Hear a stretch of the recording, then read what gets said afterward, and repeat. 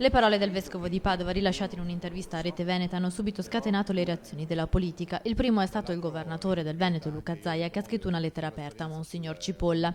Zaia dice di considerare il presepe come un argine identitario e sottolinea che la questione del Natale non va letta come un segno di poco rispetto ai musulmani, anzi, aggiunge Zaia, credo che proprio il presepe rappresenti un segno di grande attenzione verso l'Islam.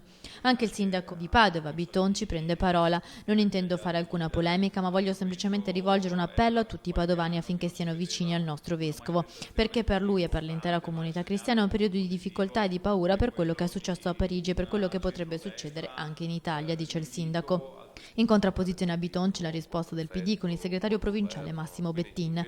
Sulle riflessioni del vescovo Claudio, la politica stia fuori e non le strumentalizzi. Il vescovo di Padova non ha bisogno dei nostri consigli per svolgere il suo ruolo di guida, tantomeno dei consigli e degli appelli che lo vorrebbero trascinare in polemiche che riguardano piccole vicende nella nostra dialettica locale. Io ascolto, rifletto, rispetto e taccio, dice Massimo Bettin. Una riflessione sui simboli religiosi arriva anche dal presidente della comunità ebraica David Romanin Yakur. Se c'è un gruppo, una cultura che è prevalente sulle altre, ha tutti i diritti e i doveri di mantenere i propri simboli, non bisogna nasconderli.